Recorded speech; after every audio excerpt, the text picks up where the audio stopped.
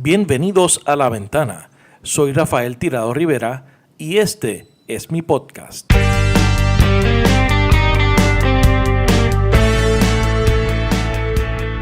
Profesor José Rivera, bienvenido a La Ventana. Muchas gracias, Rafael, y un placer estar aquí de Sí, invitado. qué bueno, y gracias por aceptar nuestra invitación. Hoy estamos desde Sagrado Corazón en Elementos 360, que es un espacio que nos están brindando. Con la gente que lo vea a través de YouTube o de Facebook sabe que estamos acá en Sagrado. De hecho, tú eres profesor acá. Así es, en agosto de 2016 empecé aquí en la Facultad Interdisciplinaria de Estudios Humanísticos y Sociales, en el programa de estudios internacionales, gracias a la gestión del doctor José Gabriel Martínez Porras, que me reclutó en un momento muy importante, muy crítico en mi vida. No había salido de la UPR y no se me había renovado el contrato, pero igual también las cosas pasan por algo, ¿no? Todo ese 2016 fue un año muy particular porque mi padre enfermó, murió, así que estuve cuidándolo, y justo en el momento en que el viejo pues ya se fue, ¿verdad? Pues José Gabriel Martínez Porras me reclutó, y entonces retomé la docencia a través de algo que me encanta tanto, que son precisamente las relaciones internacionales, los estudios internacionales, la diplomacia y la política mundial. Claro, y eso fue precisamente lo que tú estudiaste, ¿no? Así es. ¿Cuál es tu trasfondo académico para que la gente conozca? Mucho de mi trasfondo académico viene precisamente del recinto de Río Piedras de la UPR. Que ahí fue que nos conocimos. Así mismo, allá hicimos amistad con un bonche espectacular de amigos que todavía son amigos de nosotros, muchos de ellos académicos, sí. Muchos de ellos están en otros lares, en el activismo político también. Pues ahí en UPR Río Piedras hice el bachillerato en ciencia política, concentrándome más bien en relaciones internacionales, obviamente. Discípulo del gran Manuel Cárdenas Ruz, que creo que es una de las luminarias que ha pasado por el departamento de ciencia política, aparte de Raúl Coto, que todavía está allí. Coto, Serrano. Y también fui alumno de Rafael Albarrán, que en paz descanse, sí. José Javier Colón Morera, obviamente María del Pilar Argüelles. Eso es una gran facultad. Sí, es una gran facultad con personas, ¿verdad? Especialistas en sus temas. Y claro está, ahora renovada por una facultad, por unos profesores que tienen una gran calidad académica y humana. Estoy hablando, claro está, de la doctora Mayra Vélez, que estudió en State University of New York, Buffalo, Relaciones Internacionales. Está la doctora Melody Fonseca, latinoamericanista, feminista, que tiene una claridad intelectual impecable. Y claro está también el doctor Miguel Rivera Quiñones, que es especialista en economía política internacional. Con los tres he interactuado tanto a nivel informal como en la radio, en la televisión. Es un intercambio espectacular ver cómo personas, ¿verdad?, que nunca había conocido, a través de la academia compaginamos y hacemos amistad.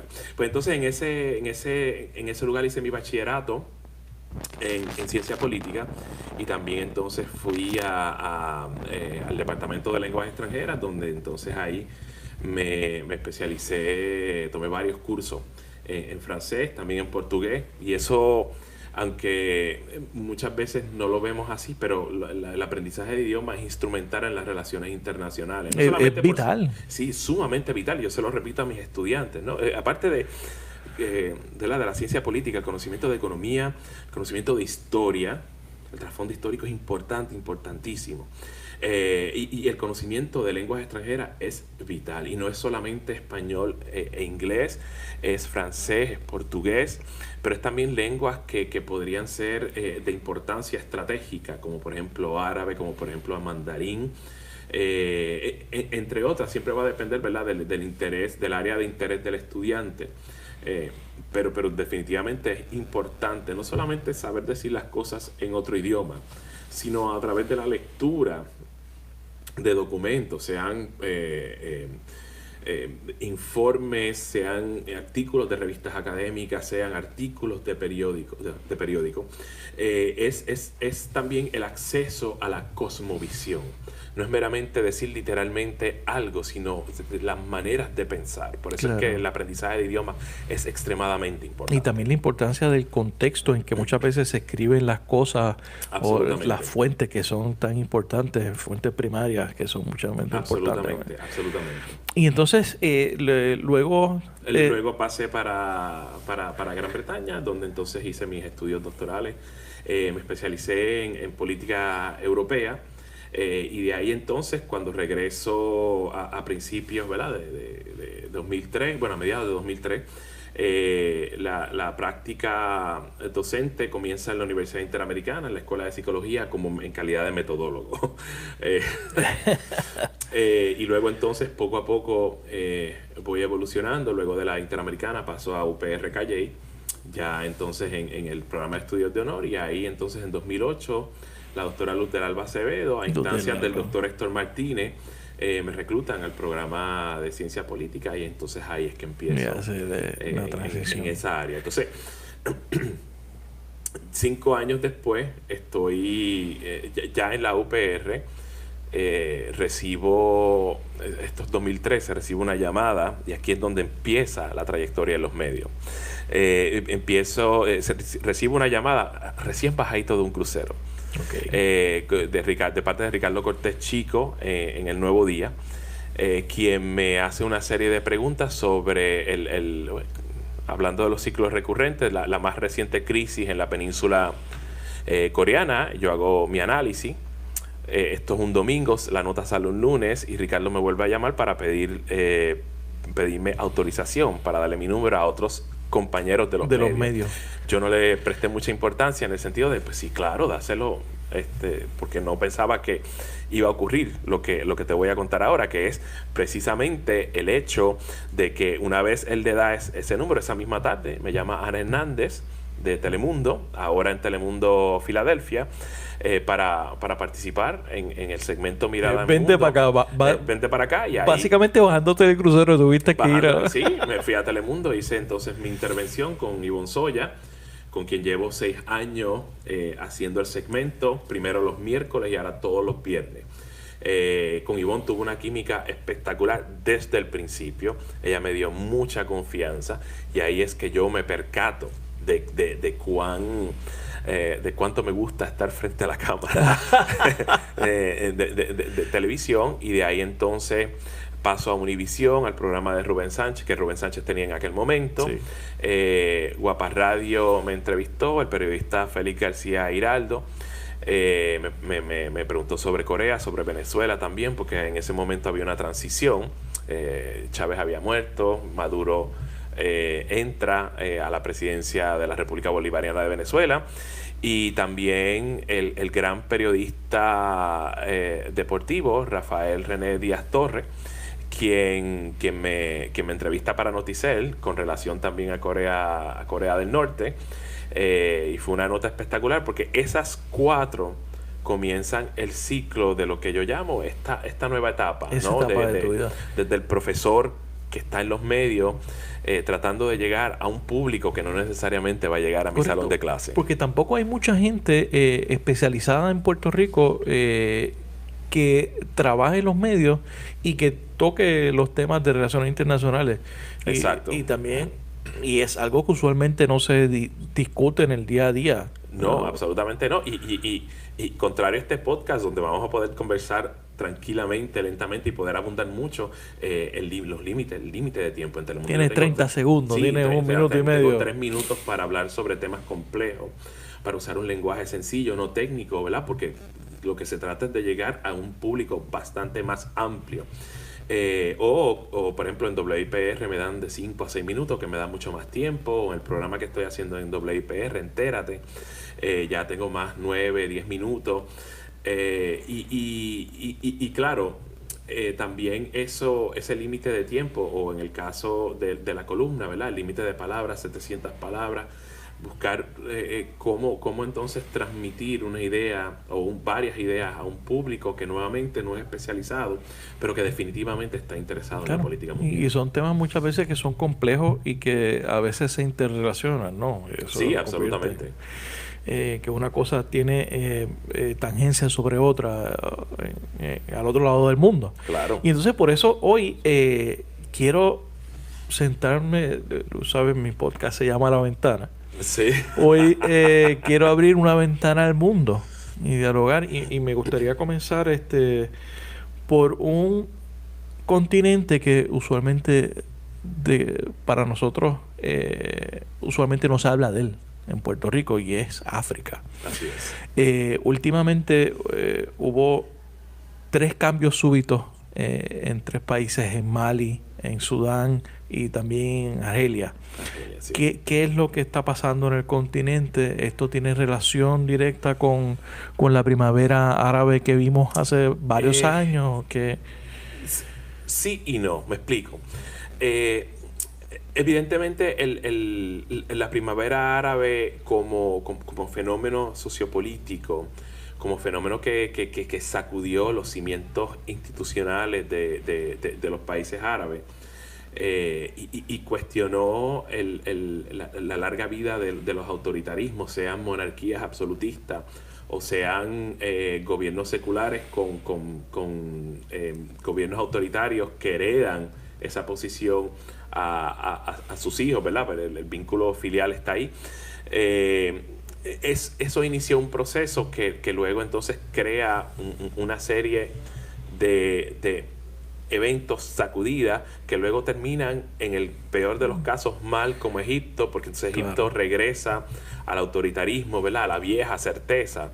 Hemos cambiado a Mubarak por un general, por Sisi, ¿no? Exacto, que es un evento triste, en el sentido de que articulando la fuerza del cuerpo político, el pueblo, el demos,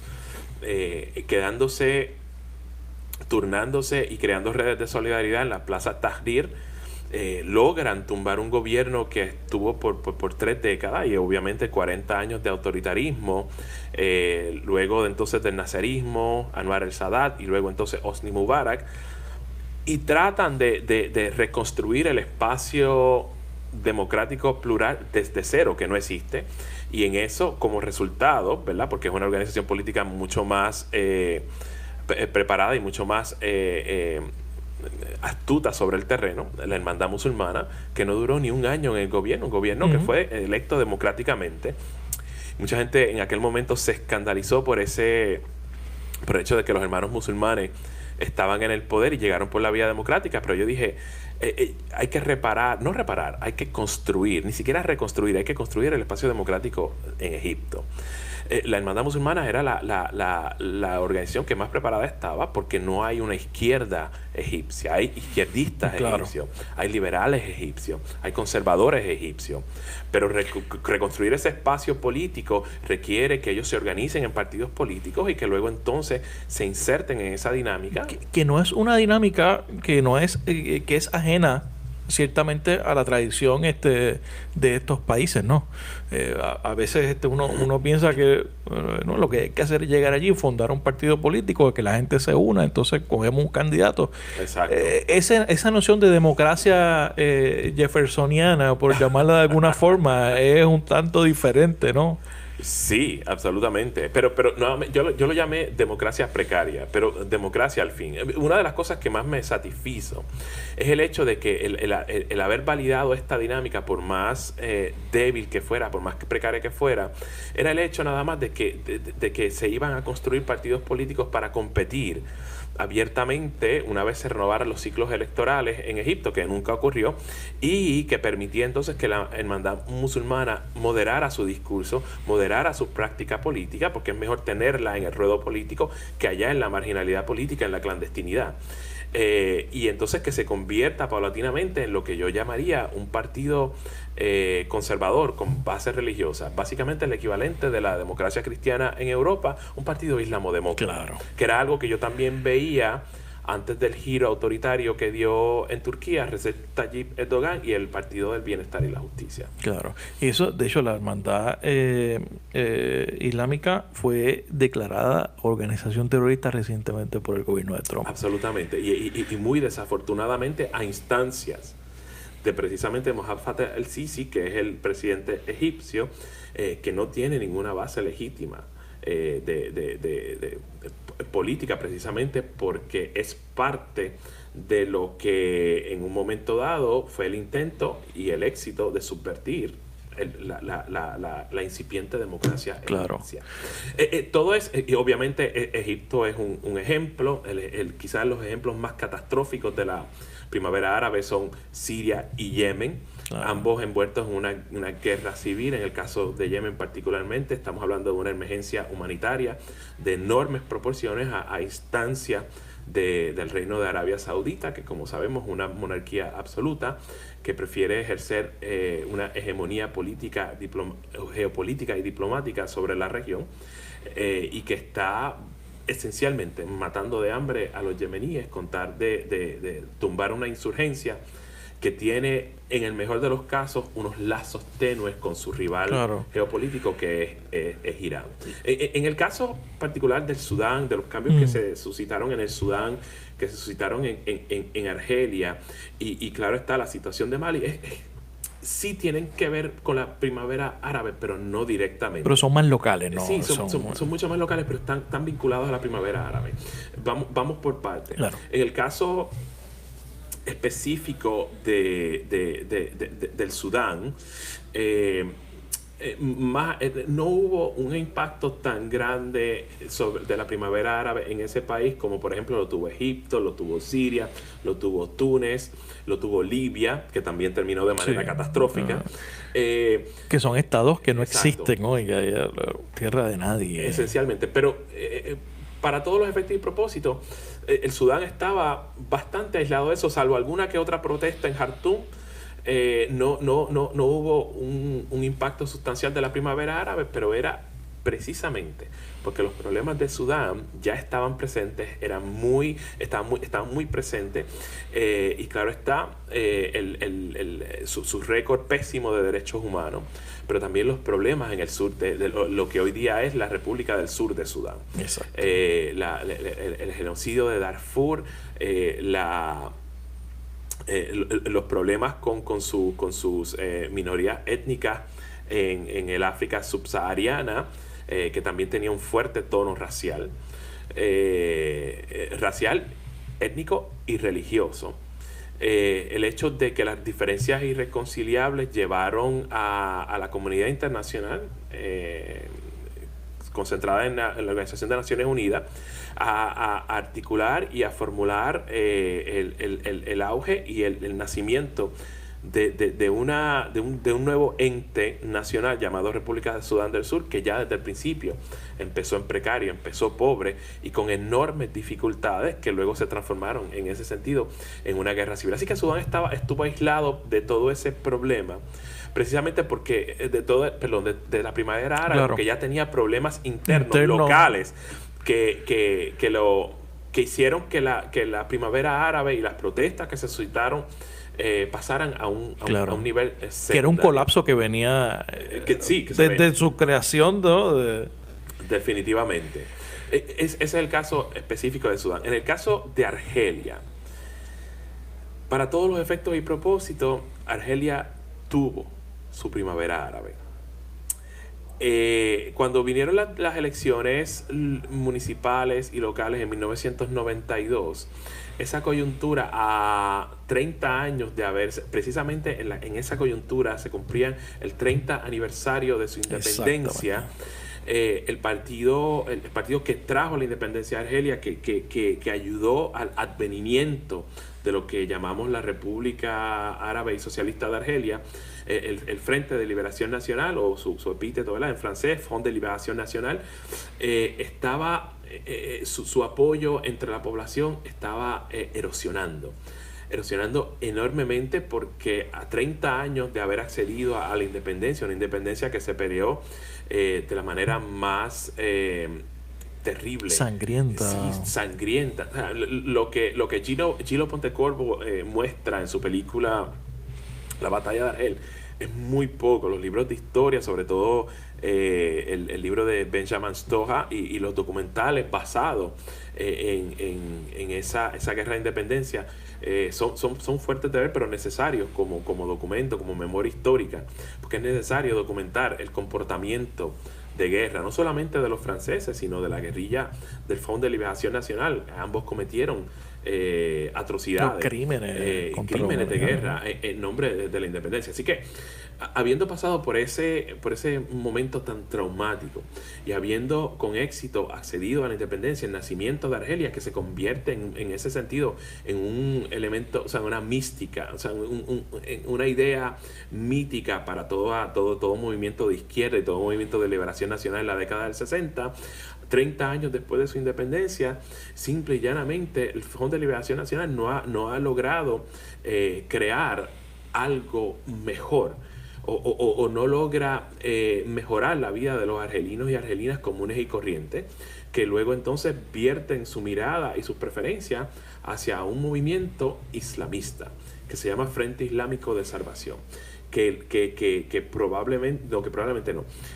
definitivamente estaba a punto de tomar el poder en las elecciones, de salir victoriosos en las elecciones locales, y el Frente de Liberación Nacional, el gobierno del FLN, simple y llanamente canceló las elecciones, creando con ello un vacío de poder que entonces terminó en el FIS y el Grupo Islámico Armado, que es su ala militar, retrayéndose a la marginalidad política, y entonces articulando una insurgencia que fue terrible. Los 3 años entre 1992 y 1995, cuando lograron, con la asistencia de los franceses y americanos, neutralizar la insurgencia, fueron terribles para los argelinos, porque tanto el GIA, el Grupo Islámico Armado, como el ejército y las fuerzas de seguridad argelinas iban a los villorrios argelinos a buscar insurgentes, no los encontraban, entonces mataban, arrestaban arbitrariamente, y entonces cuando el GIA venía a esos mismos villorrios, hacía lo mismo y acusaba a los habitantes de esos villorrios de colaborar. Fueron años terribles también para los extranjeros. Si no eras argelino, básicamente eso equivalía a una sentencia de muerte. Muchos europeos que vivían de manera permanente o semipermanente en las ciudades de Argel y Orán, que son las principales, terminaron precisamente ejecutados por parte de insurgentes, y se presume también que las fuerzas de seguridad hicieron también sus pininos precisamente para tratar de crear una imagen terrible del GIA. Así que ese momento de sacudida, Argelia lo tuvo en un momento mucho más temprano. Así que en ese suceso lo inmunizó a Argelia de los eventos que se dieron en ambos costados del país, tanto en Túnez como en Libia. Correcto. Pero eso no quería decir que había un deseo de cambio, que sí lo hubo. El hecho nada más de que Abdelaziz Bouteflika, que es el presidente que acaba de salir, estaba ya delicado de salud. Se presumía que había tenido un derrame cerebral, pero obviamente el aparato de seguridad argelino... Esta persona no está viva hace como 6 meses. Sí, que no sé desde cuándo. No, digo, está vivo, cerebral, pero no está funcional. Exacto. O sea, la trombosis que tuvo fue fulminante. Y yo creo que el hombre, o sea, no funciona, punto. No habla, no da instrucciones. Y son sus cercanos y los generales los que imparten instrucciones. O sea, el Estado argelino virtualmente está dirigido por una persona que esencialmente sí, está muerto en vida. Exacto. Está muerto en vida. Y entonces eso nos lleva a Mali, que es el último cambio más reciente en África. En Mali había una necesidad enorme de cambio, no solamente por el hecho de que el Estado, que es algo que es muy común en África occidental, ¿verdad? Lo que llamamos West Africa. O sea, el Estado central simple y llanamente se queda en la capital y no atiende el resto del país. Es un problema muy similar, no me gusta hacer la comparación, pero bastante similar a Nigeria. Nigeria obviamente es un país mucho más desarrollado, pero es un país que se guía desde el centro, literalmente desde el centro, porque Abuya está en el centro de Nigeria. Pero todos los beneficios, los beneplácitos se dan siempre en la capital y no necesariamente... La acumulación de riqueza, ¿no? Sí, la acumulación de riqueza, y no necesariamente eso se redistribuye al resto del país. Pues con lo cual entonces el norte de Nigeria, extremadamente empobrecido, cae entonces víctima de la militancia de Boko Haram. Pues lo mismo ocurre entonces en Mali, ¿no? Ese abandono de parte del gobierno central en Mali crea un resentimiento en provincia, particularmente la minoría étnica tuareg, que ya desde hace mucho tiempo está en alzada en contra del Estado maliano, pero que entonces recibe asistencia de organizaciones como Al-Qaeda y en menor medida Estado Islámico. Al-Qaeda es quien realmente tiene una base. Tiene un foothold allí. O sea, tiene un foothold en esa región, que luego entonces que constituye un elemento de preocupación, no solamente por parte del Estado maliano, porque precisamente por los ataques que se dan en las villas apartadas de la capital, por los actos insurgentes en la capital, sino también porque desde el desierto de Malí se articulan ataques, tanto en Libia como en Argelia, como en Marruecos. Y es un lugar una base de operaciones aislado, sí. Y constituye una base de operaciones, claro, desde Mali para articular una insurgencia enorme, y constituye la base de operaciones de lo que nosotros llamamos Al-Qaeda en el Magreb. En el Magreb, claro. En el Magreb. Y entonces este cambio viene como respuesta, ¿verdad? Quizás a una solución mucho más integral, en el sentido de vamos a tratar de ver si podemos redistribuir un poco en provincia, tratar entonces de integrar esta gente a la dinámica sociopolítica, socioeconómica de Mali, que es un estado que siempre ha estado en precario. Muchos de los estados, de los nuevos estados sí. Africanos que surgieron en la década del 60 empezaron pobres y se han quedado pobres, sí. Han tenido problemas serios de desarrollo, primero, ¿verdad? Por el caos suscitado, ¿verdad? La creación, yo siempre le digo a mis estudiantes, la creación o la reformulación de los estados siempre va a ser un periodo inherentemente caótico. La experiencia está ahí, pero entonces eventualmente, ¿verdad? La aspiración a mejorar. La verdad es estabilizar, ese es el gran reto, de estabilizarse, entonces establecer unas instituciones, claro, para que fomenten los principios obviamente fomenten riqueza y que sea más justo, ¿no? De alguna forma en su redistribución. Exacto. Ese es el problema de muchos estados fallidos, especialmente en África. A pesar de que hay otra África, ¿no? Que ha crecido grandemente y que es el continente que más gente está entrando a su clase media, que eso es un tanto de esperanza. Es un beneplácito enorme. Sí. A pesar de todos los problemas, sí, ha habido, sobre todo en ciertos países, sí, niveles de desarrollo óptimos, la creación de una nueva clase media. Etiopía no es la Etiopía de los 80. Definitivamente. Entonces, la creación de una infraestructura, no necesariamente de carreteras también, pero una infraestructura inalámbrica que ha permitido, ¿verdad? Porque contrario quizás a las redes de fibra óptica que permiten la telefonía terrestre, pues entonces la telefonía celular ha hecho avances enormes en África, y más allá de las llamadas es la cuestión del uso de las redes sociales para comunicarse, pero también como un instrumento o herramienta económica que ha permitido, por ejemplo, la transferencia de dinero a granjeros en el medio de Kenia, de recibir pago por X cabezas de ganado. Y el desarrollo de empresarios, de empresas alrededor de esa actividad, ¿no? Absolutamente, pero como todo, esto va a tomar tiempo y solo le falta entonces a los estados africanos, incluyendo a Mali, sobrevivir a su presente. Yo creo que tiene que haber, porque todo este desarrollo este empresarismo, esta nueva clase media que está surgiendo en África, todo se da a pesar de la pobreza y la precariedad de sus estados. Pero eventualmente eso va a necesitar que esos estados se estabilicen y estabilicen la dinámica política, estabilicen el ejercicio del poder y que permitan en ese sentido, ¿verdad?, la renovación del mandato electoral cada X tiempo para poder entonces fortalecer no solamente la cultura política, sino la institucionalidad de esos países. Claro. Pero eso va a tomar mucho tiempo, pero es necesario porque es desde el Estado que se articula toda esa mejoría. Todo esta, a pesar de todo eso, de ese progreso que ha habido, ¿no?, la volatilidad, no solamente en estos países, y traje Mali, traje Sudán, traje Argelia, porque todo esto fue en menos de un mes.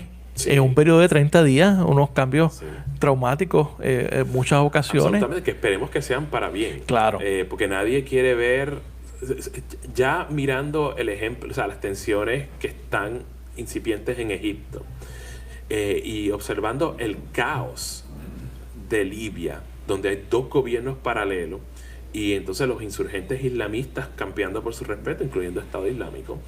Lo menos que uno quiere ver, ¿verdad?, en términos reales, es una Argelia inestable. Claro. En la otra orilla del Mediterráneo, donde sabemos que del otro lado está Europa. Y hacia allá nos dirige la conversación. A eso, a esa inestabilidad le añadimos 20 años de guerra en Afganistán. Sí. En Irak, y entonces eso ha creado un caldo de cultivo perfecto para la derechización de la política europea, una europea que jamás hubiéramos pensado hace 20 años que Inglaterra fuera a plantearse la salida de la Unión Europea, el surgimiento de un movimiento 5 estrellas, el Víctor Orbán en Hungría, y más recientemente, a pesar de que se ha tratado de un poco de reducir, ¿no?, su impacto, o sea, la extrema derecha en España, Vox, de 0 escaños hace algún tiempo. La última vez que la extrema derecha fue en el 78, tenía un escaño, ahora entra con 22 escaños al gobierno, ¿no?, al Parlamento. ¿Cómo está Europa? Esa derechización. Tiene múltiples factores. Claro, el factor migración es quizás es el cuco. Sí, es el cuco, pero es quizás en términos de las percepciones del público y claro, también los medios, el más exacerbado. Claro. El nivel de inmigrantes, quizás exceptuando Alemania, que recibió casi un millón de refugiados, realmente no es un número significativo en el sentido de que, por ejemplo, en Italia creo que no alcanzan ni siquiera el 5%. El 5% es parecido a la crisis en la frontera sur de Estados Unidos. Exacto. Es un crisis problema que los partidos comillas de derecha, y claro está, con el auge de las redes sociales, sin mediar ningún tipo de verificación, sin mediar ningún tipo de escrutinio crítico, simplemente presentan una idea con palabras simples y crean un imaginario que no tiene ningún anclaje en la realidad. Estamos siendo inundados por refugiados. Eso no es verdad. Sí, la realidad es la siguiente. Afganistán está hecha pedazo, Irak está hecho pedazo, Siria está hecho pedazo, Yemen está hecho pedazo.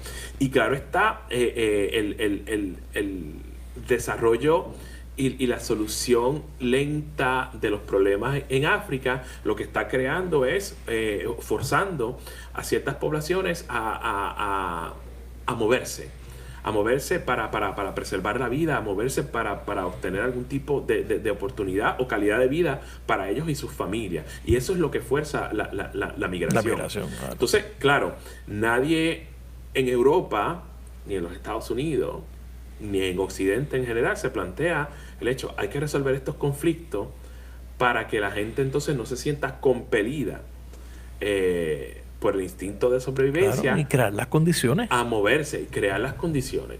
Exactamente. Para que la gente se quede y haga su vida en su país. Por ejemplo, el problema, obviamente hay unas caravanas de inmigrantes que vienen de Honduras, que vienen del Salvador, pero son los países a los que Estados Unidos y el gobierno, especialmente de Trump, le pretende quitar ayuda. Lo que no entiende, lo que no acaba de entender el presidente, y ya mismo volvemos a Europa. Ya mismo volvemos a Europa y regresamos a Estados Unidos también. Es la particularidad de estos tres países centroamericanos que están en crisis, es decir, Honduras, El Salvador y Guatemala. Quizás Guatemala en menor medida que El Salvador y Honduras, y Nicaragua pues ya tiene otro tipo de problemas. Hay otro elemento para otro podcast. Sí. Pero es la consecuencia de los disloques traídos al ruedo por las guerras civiles que se suscitaron en esos países. Y en el caso de Honduras, obviamente, como base de operaciones de la contrainsurgencia instada por los Estados Unidos, y luego de que todos estos conflictos desaparecieron, Estados Unidos abandonó y dejó a su suerte. Exacto. En Honduras, las transferencias de dinero para ayuda militar, para reforzar sus fuerzas armadas y sus bases, pues simple y llanamente dejó de existir. Y entonces Honduras, sin un modelo de desarrollo más allá de que su relación y su interdependencia completa con los Estados Unidos, pues entonces se fue deteriorando al nivel del que vemos ahora. En el caso, y yo lo dije en la columna del Vocero, en una de mis columnas del Vocero, titulada Miseria hondureña. O sea, quienes están viniendo a la frontera México-Estados Unidos son esencialmente centroamericanos, hondureños principalmente, pero también salvadoreños. De hecho, el nivel de mexicanos se ha reducido sustancialmente. Sí. No es que no hay, pero se ha reducido a niveles históricos. Claro. Pero eso no lo dicen los medios y definitivamente no lo dice la Casa Blanca. Correcto. Y no lo dice Homeland Security, no lo dice ICE. Solamente muestran los números, las estadísticas, pero claro, el imaginario de que estamos siendo... Y ahora les llaman los Mexican countries. Sí, que esa es la... que es parte de todo eso. Claro. Sí. Claro, o sea, nadie...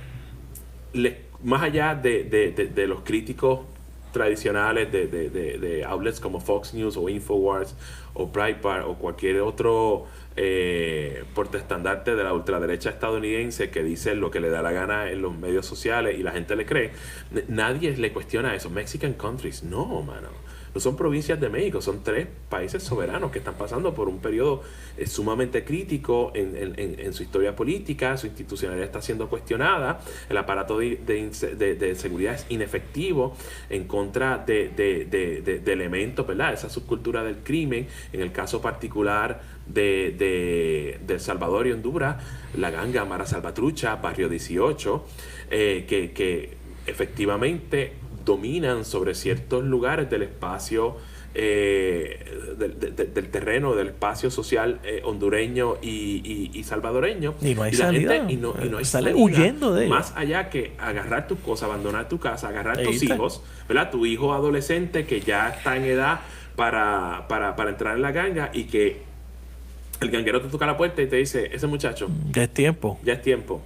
Y si te niegas, es equivalente a una sentencia de muerte. O tu niña de 15 años, adolescente, y viene el ganguero y te dice, yo la quiero como mujer.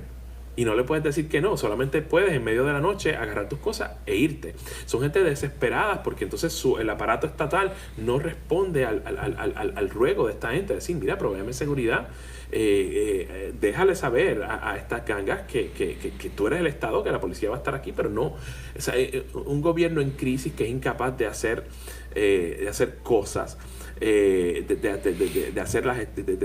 tomar en serio la gestión de seguridad, que es un gobierno, son gobiernos inestables, corruptos, no pueden proveer esa seguridad, y entonces la consecuencia es la salida masiva de migrantes que prefieren arriesgar la vida y el cuerpo en una travesía de varios miles de kilómetros hasta la frontera de México a Estados Unidos, porque no tienen otra alternativa. Sí, eso. Vamos, es terrible. Pero volviendo a Europa. estamos hablando de la creación de unos imaginarios precisamente basados en el hecho de que Europa está siendo invadida por los inmigrantes. Y sí, hay una presión migratoria, pero obviamente muchas de estas personas terminan en campos de procesamiento para determinar su situación.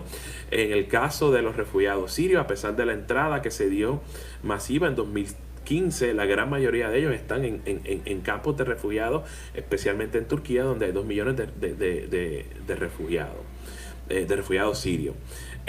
Lo cierto del asunto, y esto es lo que no dicen los medios y lo que no dicen las derechas, es que muchos de los migrantes que han llegado a Europa se han integrado a la vida social y cultural de los países que los reciben. Siempre se resalta el muchacho afgano que atacó con hacha a unos cuantos transeúntes en el tren, o el atentado del mercado navideño. Todas esas cosas son desafortunadas, pero son perpetradas por individuos mal ajustados, probablemente con problemas mentales que no se ajustan a la vida social y cultural de Alemania, y que entonces prefieren salir de esta vida a través de un acto dramático como como un atentado. Pero son 2 personas. Claro. 2 personas solamente. Para juzgar un comunidad, qué sé yo, 999.998 millones de refugiados, claro, que están tomando clases de alemán, que han recibido las equivalencias de sus grados académicos en Alemania, y que se han integrado a la vida laboral. Que yo creo que ese es el motivo principal de Angela Merkel de recibir esos refugiados. Claro, porque sí, hay algo de altruismo, pero no necesariamente. Seguro, necesita mano de obra. Exacto, necesita mano de obra. Eso es un problema. Y los sirios, a pesar. O sea, y Estados Unidos va por ese camino. Claro, pero entonces no lo quiere admitir. No lo quiere admitir. Necesita mano de obra en la industria de servicio, en la industria de la alta tecnología. Necesita innovar, y para eso necesita inmigrantes. Claro. Pero entonces no lo admiten porque es políticamente sensitivo. Políticamente es una bomba de tiempo. Pero sí, han habido problemas de ajuste, han habido incomodidades, hay diferencias culturales, pero mucho de esto lo exacerban las derechas en Europa. En algunos casos la ralentización económica, el hecho de que el desempleo se ha mantenido obstinadamente en algunos países como Italia, como Francia, en el 10% o en la raya del 10%, crea desarraigo, resentimiento, que entonces terminan tomando movimientos como Rassemblement National, antes Frente Nacional en Francia, o en el caso de Italia, la Lega, ¿verdad? La Lega Lombarda, o incluso el movimiento Cinque Stelle, ¿verdad? 5 estrellas, claro, que o sea, la izquierda de la izquierda. Exacto. O movimientos como los de Víctor Orbán, o como el partido político está en el poder, que no me acuerdo ahora el nombre, en Polonia. Y claro está, las nociones y las motivaciones que llevaron entonces a que la demagogia predominara el espacio mediático británico y produjera quizá el resultado políticamente más catastrófico que te puedas imaginar con el referéndum que facilitó, claro, el Brexit. Desde la victoria de Trump. Exactamente. Eso, ¿qué está pasando en el Brexit? ¿Qué está pasando en Inglaterra? ¿En dónde están las conversaciones? Creo que había un ambiente de especie de gran acuerdo entre el laborismo y los Tories. Ok, la respuesta corta a esa pregunta es ¿dónde queda el Brexit? En el limbo. Okay. En este momento, tanto la primera ministra Theresa May y el líder de la oposición, Jeremy Corbyn, el líder del Partido Laborista, están tratando de montar algún tipo de acuerdo que permita que Gran Bretaña pueda salirse de la Unión Europea, montado sobre un acuerdo negociado con Bruselas, y en el caso particular de la colaboración de los laboristas británicos, facilitar ese acuerdo, pero llevarlo a consideración del público a través de un segundo referéndum, que es lo que yo creo que es la ficha de tanque, ¿no? Porque desde la obstinación de los conservadores británicos es no, Brexit es Brexit, ya hubo un voto y nos vamos. Sí. Pero entonces, claro, Theresa May tuvo 3 oportunidades, se le dieron 3 oportunidades para votar por el mismo acuerdo en el pleno del Parlamento y se le negó, porque entonces no podemos entonces intentar un segundo referéndum a sabiendas de que Gran Bretaña literalmente se juega la vida, su vida económica, su crecimiento económico con esta salida. Este es el problema. Más allá de la demagogia y los reclamos del campo del Brexit que no tenían ningún anclaje en la realidad, más allá de los argumentos cuestionables que terminaron siendo falsos, lo que Gran Bretaña está tratando de hacer, y no es fácil, es precisamente lo que yo he repetido a través de los últimos 2 años. Gran Bretaña está intentando cercenar, extirpar sus nexos de interdependencia compleja con Europa. 2/5 partes de sus exportaciones van al continente, es decir, un 40%. Una locura. Y nadie le puede explicar al sector comercial que depende a través de las exportaciones y las importaciones de productos desde y hacia Europa. Nadie le ha podido explicar a la banca que es boyante, bueno, ya no tanto, pero que era boyante en Londres, precisamente en virtud de su membresía en la Unión Europea y el pasaporte que le permitía al capital financiero llegar a Londres y de ahí entonces brincar al continente a hacer sus transacciones, como dentro del nuevo régimen de la Gran Bretaña post-Brexit, eso va a continuar.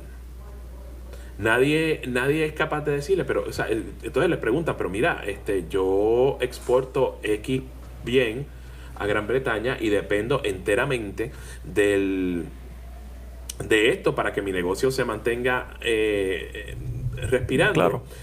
Pero tú no me has explicado cómo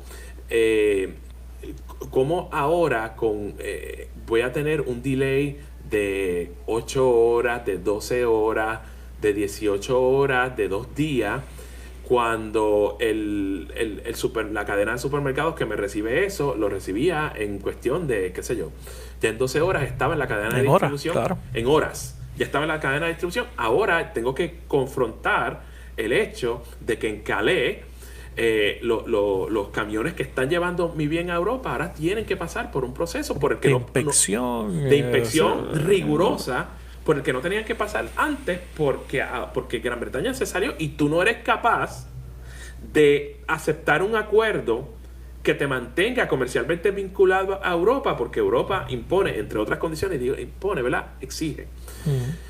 Si tú te quieres quedar como socio adherido a la Unión Europea, socio comercial, quiero decir, tienes que respetar, como hace Noruega, como hace Suiza, como hace Islandia, los principios sobre los cuales se monta el andamiaje de lo que es la Unión Europea, y uno de esos es la libertad de movimiento.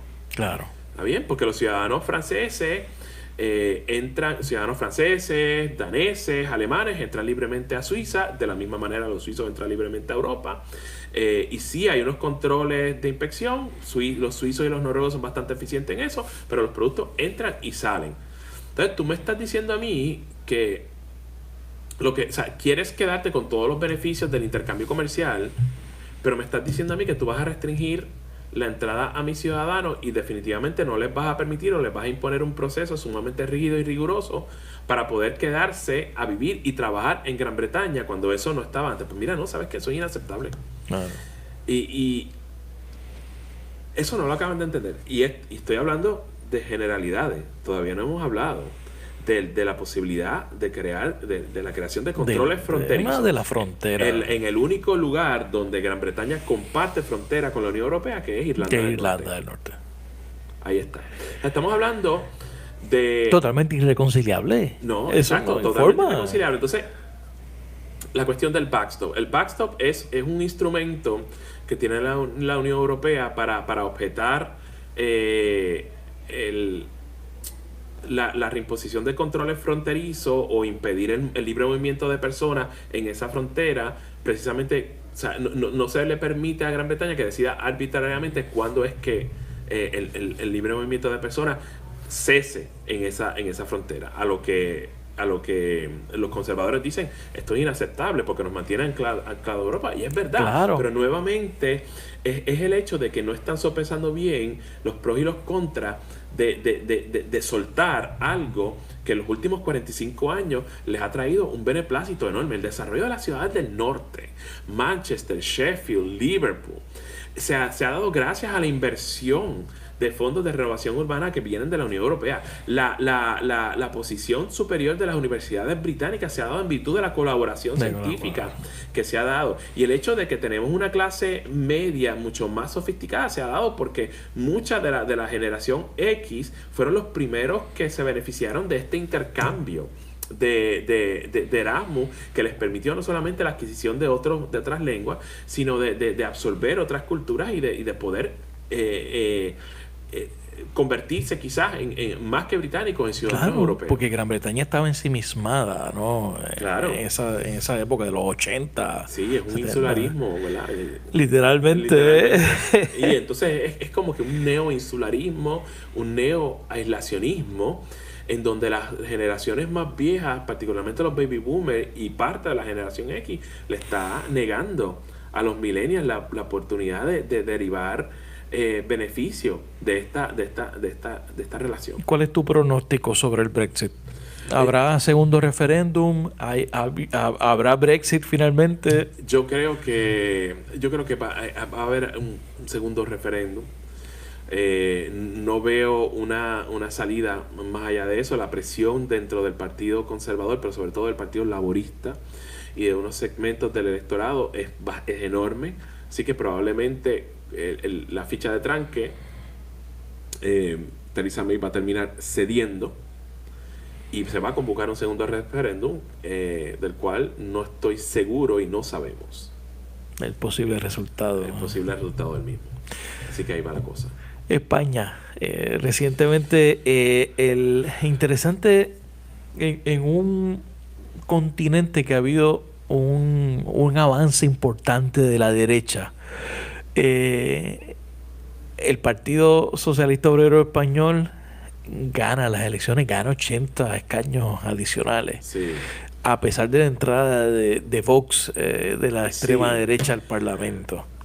Yo creo que, o sea, el auge de la derecha, de la extrema derecha en Europa, se da por el hecho de que los partidos políticos tradicionales, la centro derecha, la centro izquierda, no han logrado superar quizás el problema en el mercado laboral, no han logrado la ralentización, la desigualdad, la ralentización económica, exactamente.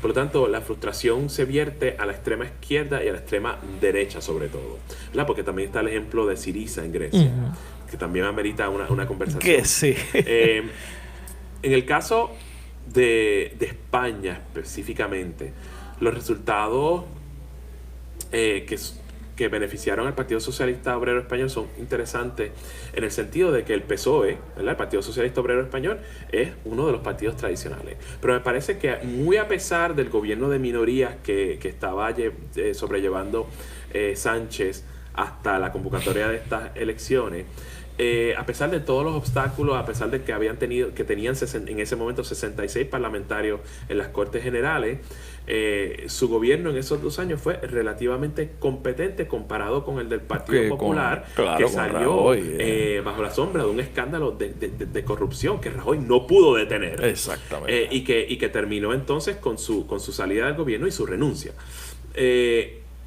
Y su administración, a pesar de todo, fue competente, porque yo creo que los partidos en las Cortes Generales entendieron que había que gobernar España.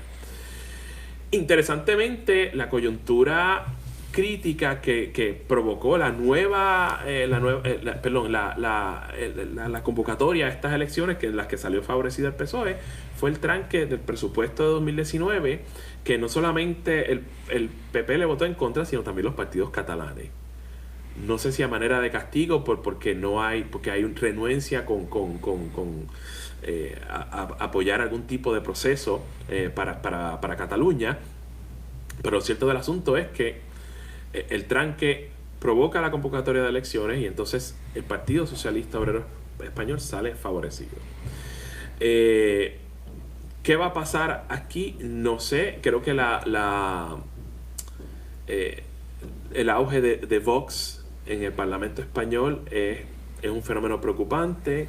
No creo que... O sea, si la gestión de Sánchez en este nuevo Parlamento resulta positiva, y eso pues it's a toss-up, Claro.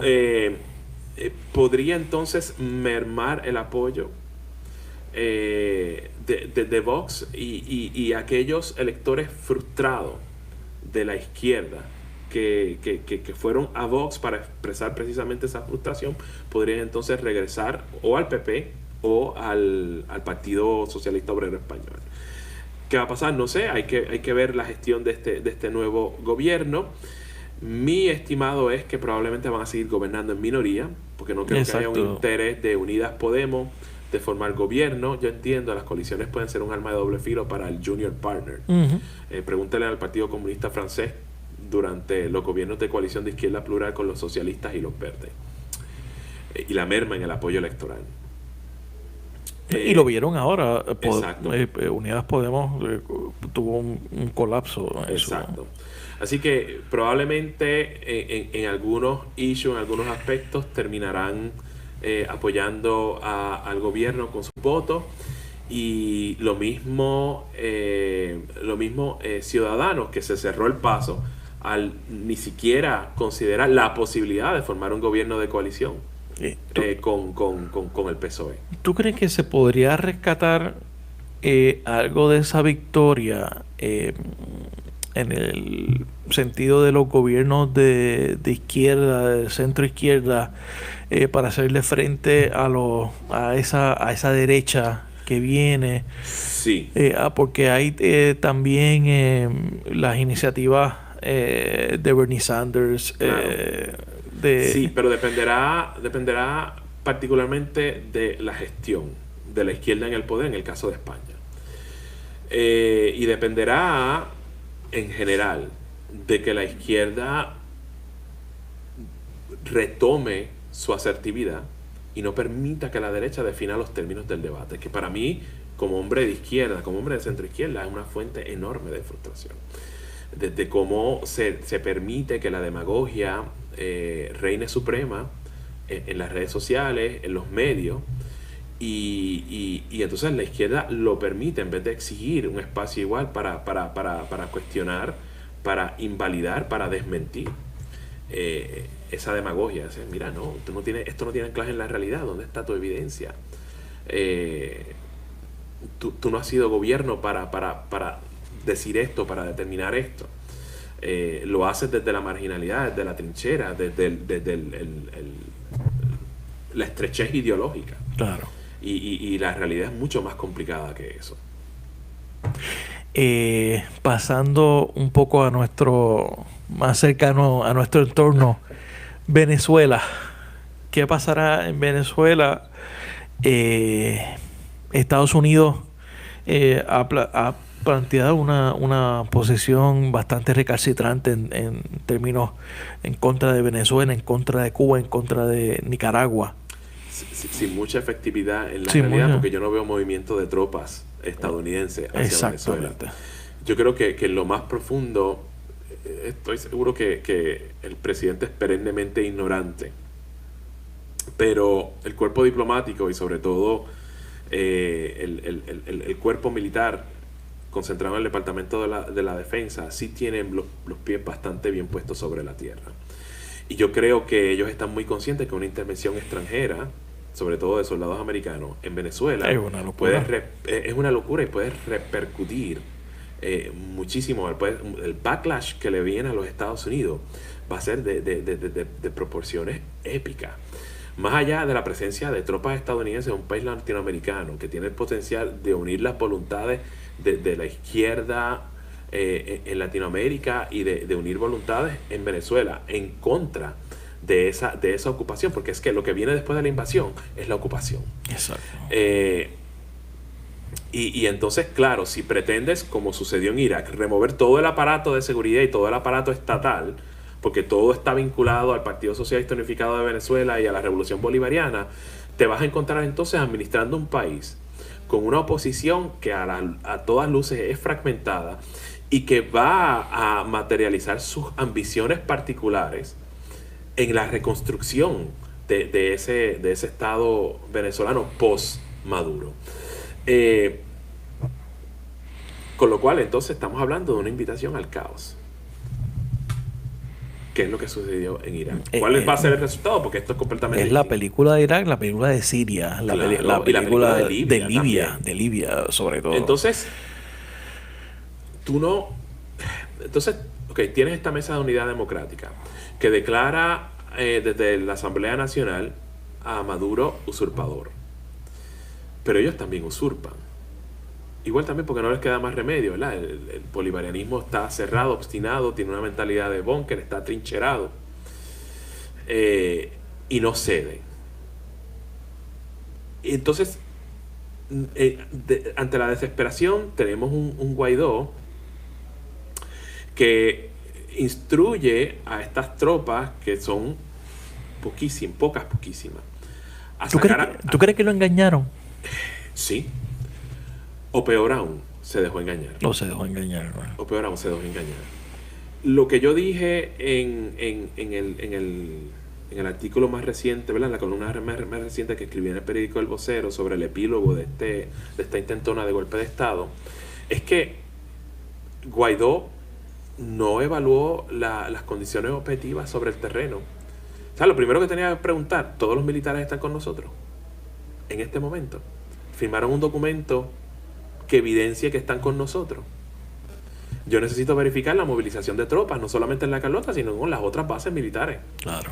Y yo necesito hablar con Vladimir Padrino y la cabeza del SEBIN para constatar, o sea, párense al lado mío y quiero constatar que ellos están conmigo. Claro. Y eso no ocurrió.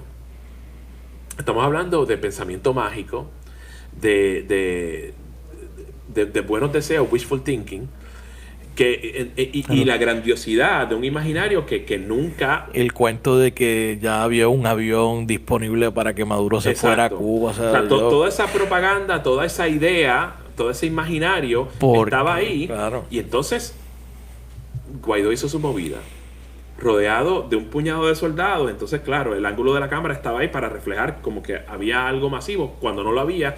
Y Leopoldo López. O sea, ese acto de transgresión inició una cadena de eventos que terminó en un fracaso estrepitoso. Las únicas personas que salieron a la calle fueron las personas que se convocan, que se autoconvocan, estaban con ellos, pero no habían soldados. O sea, había muy pocos soldados. Los que salieron fueron a combatir y a tratar de detener a aquellos soldados de mediano y bajo rango que se aliaron con Guaidó y Leopoldo López. Entonces, ¿cuál es el desenlace? Leopoldo López termina haciendo sendas declaraciones desde la seguridad de la Embajada de España, primero de Chile y luego de España, y los soldados, los que pudieron, se refugiaron en la Embajada de Brasil a pedir asilo. Y Guaidó queda vulnerable, expuesto, debilitado políticamente, y lo único que puede hacer la institucionalidad estadounidense a través de estas tres figuras nefastas que son Elliot Abrams, John Bolton y el secretario de Estado Mike Pompeo, es pepitar sendos discursos agresivos contra Rusia, contra Cuba y contra Maduro, pero sin ningún tipo de acción concreta tras el discurso. ¿Tú ves alguna salida inmediata a esta crisis o tú crees que se va a arrastrar por los próximos años? No hay salida. No hay salida.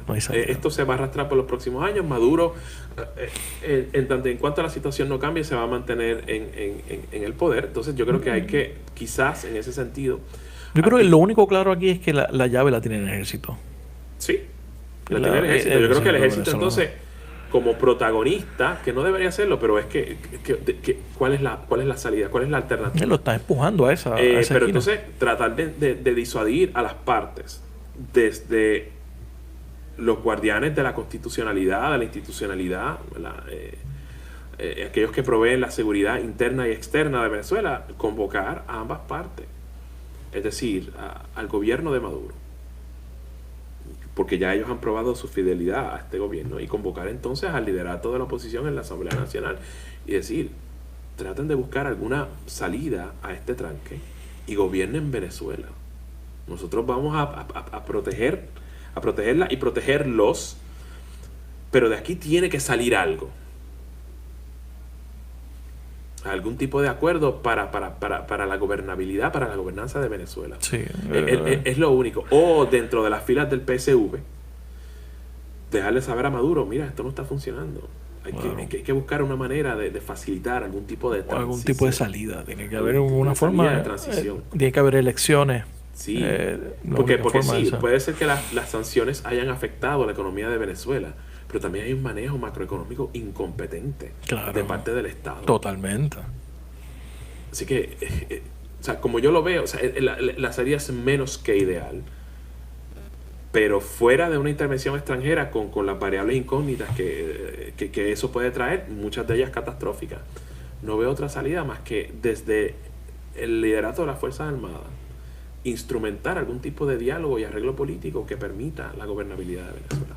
Qué locura, pensando uno en las Fuerzas Armadas que sean los que tengan la... Que no es ideal, porque a nosotros lo que se nos enseñó es que en las democracias las Fuerzas Armadas están supeditadas, subordinadas a la autoridad civil. Y esos son los arreglos de las cartas magnas, de las constituciones de las democracias. Pero en este momento yo no veo una salida, es decir, asumir un rol mucho más proactivo a favor de calmar las cosas de Venezuela, de proveer seguridad y de entonces llegar a algún tipo de entendimiento que facilite esto. Sí. Yo quería hablar de Trump, pero yo creo que hemos hablado bastante de Trump, de su política exterior. Yo creo que hemos visto cómo es que opera, la forma en que lo hace. Pero me gustaría hablar de China. Sí.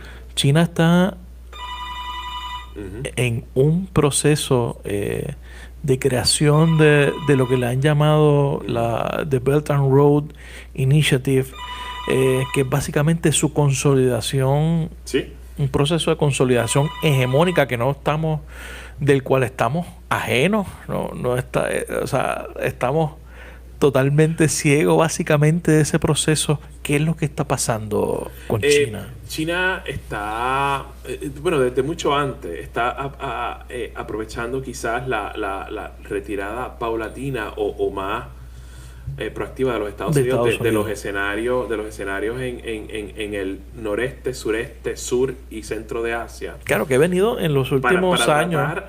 Y este proceso es como que la cherry en el bizcocho. Para tratar de instrumentar una iniciativa económica, de integración económica que permita recrear, quizás en esto hay un poco de fantasía también, la ruta de la seda. Claro. Y entonces facilitar no solamente la integración económica de estos países, sino facilitar el comercio entre estos países con China como el socio principal. ¿Qué resultados puede tener esto? Sobre todo cuando China está experimentando quizás un periodo de ralentización económica, el primero en años. ¿Y cuánto de la guerra comercial con los Estados Unidos está impidiendo que eso se dé? Pues ya es harina de otro costal. Bueno, no necesariamente, pero me parece que son factores que influyen en quizás en procurar el Belt and Road Initiative, pero también lo trancan, lo impiden. Claro. Porque el Belt and Road Initiative depende de una China boyante, de una China afluente, de una China en claro crecimiento económico. Pero su guerra comercial con los Estados Unidos y los desarrollos más recientes, ¿verdad? El tuit de Trump imponiendo las sanciones deja al presidente Xi en una posición precaria en donde no está seguro a dónde moverse. Tengo que resolver esto primero. Sí. antes de poder entonces... Esa es la piedra en el zapato ahora mismo, Sí. esa guerra. Sí, porque todo el mundo habla de los posibles problemas que pueda experimentar Estados Unidos en una guerra comercial con China, pero nadie habla de China. China económicamente es más vulnerable, porque depende más de su comercio con Estados Unidos que Estados Unidos de China. Claro. Y yo creo que eso lo sabe Trump. Los productos made in China, eso Exacto. básicamente. Exacto. Entonces, o sea, es una economía, o sea, que manufactura productos listos para la exportación. Digo, el resto del mundo también, pero sobre todo a los Estados Unidos, que es su principal cliente, su principal socio comercial, a pesar de que geopolíticamente son adversarios. Claro. Entonces, nada de lo que se pueda dar, o sea, nada de lo que se pueda dar o potencialmente se pueda dar en el Belt and Road Initiative se va a dar a menos que el presidente Xi, resuelva este problema. O sea, ese es el principal. O sea, llegar a quizás algún tipo de arreglo, acuerdo comercial con los Estados Unidos, lo que entonces va a facilitar el Belt and Road Initiative.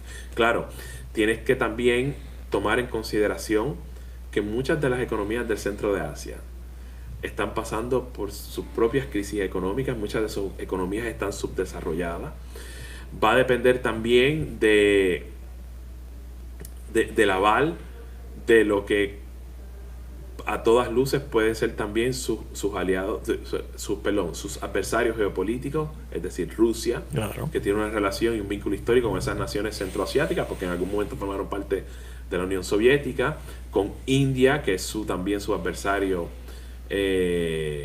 geopolítico, y claro está, dependerá entonces de cuánto dinero está dispuesto China a invertir, porque ellos son los que van a tener que desembolsar una cantidad considerable de fondos, de recursos. Que son iniciativas que básicamente China financia, pone la mano de obra, hacen todo. Claro, y son los principales beneficiarios. Exacto. Entonces, si la afluencia va a encontrar escollos en el camino, porque mi relación comercial con los Estados Unidos está siendo cuestionada, está en una interrogante y no sabemos con certeza qué es lo que va a pasar en los próximos meses, pues entonces todo eso se detiene. Aparte de eso, también necesita mucha estabilidad política, y las naciones centroasiáticas se distinguen precisamente por la inestabilidad. Aparte de eso, los problemas internos que tiene China. A la salida de ese Belt and Road Initiative se va a dar por la parte occidental de China. Por el Tíbet.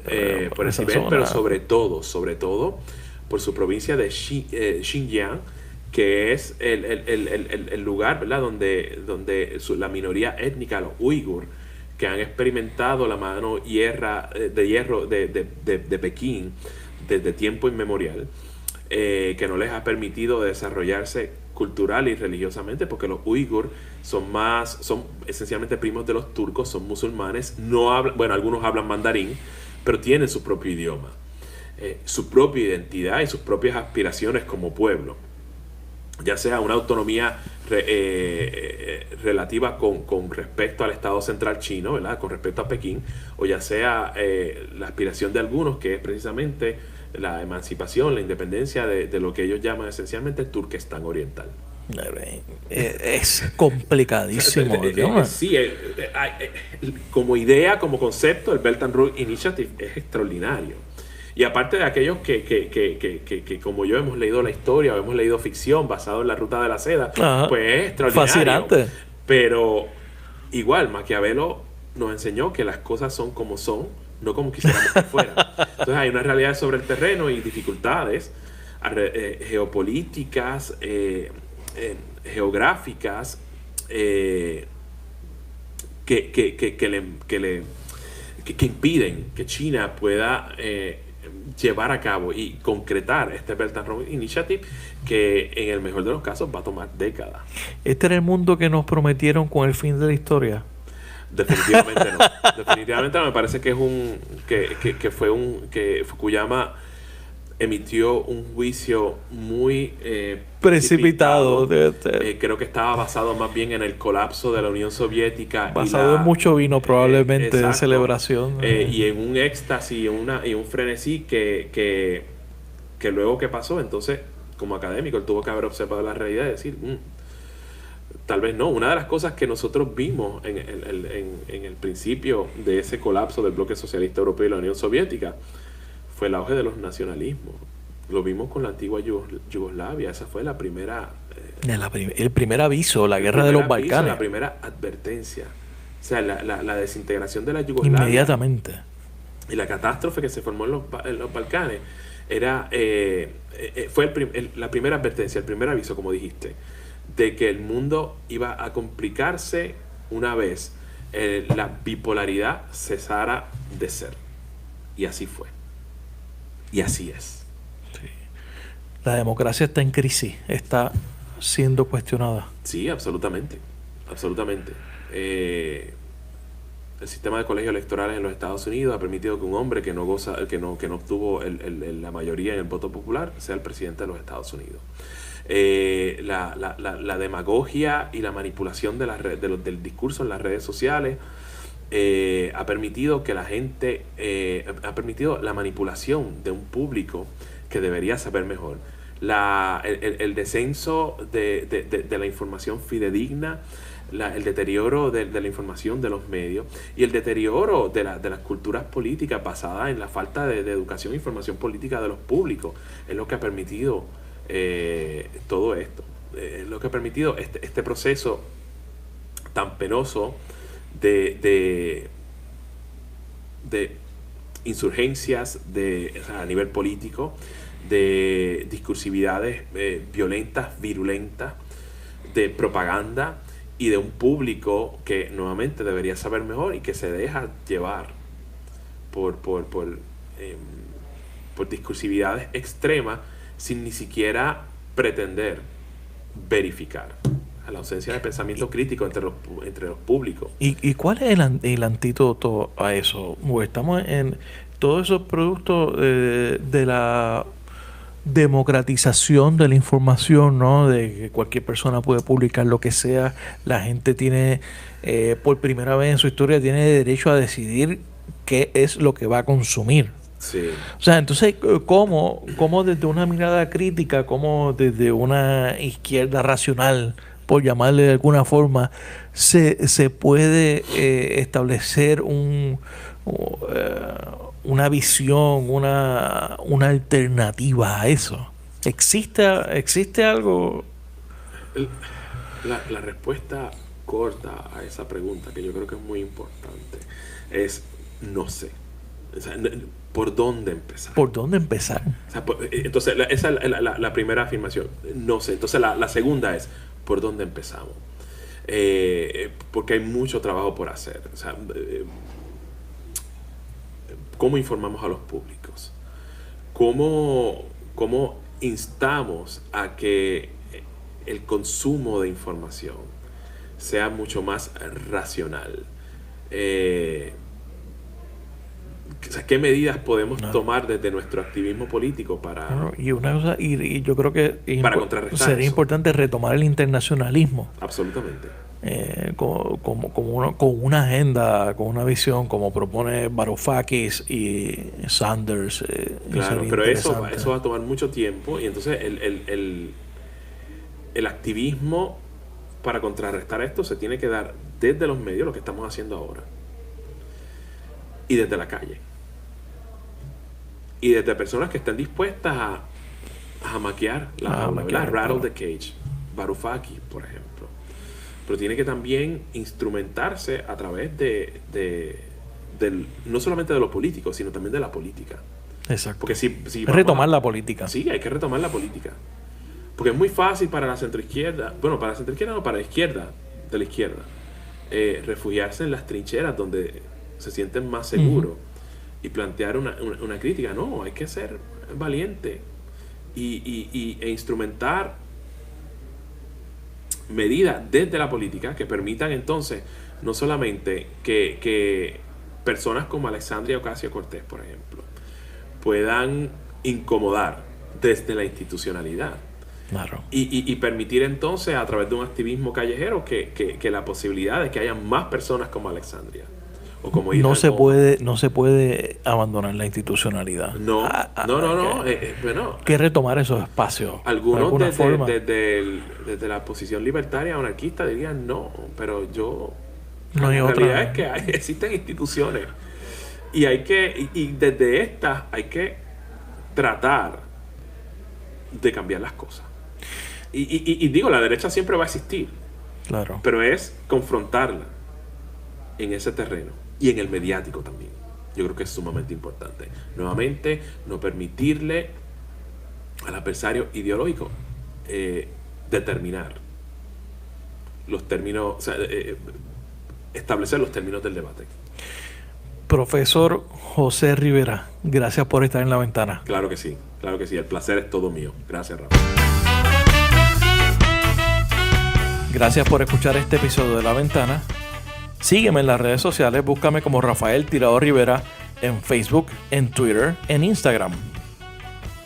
La Ventana es una producción de Change Lab Media para Rafael Tirado Rivera. Hasta la próxima.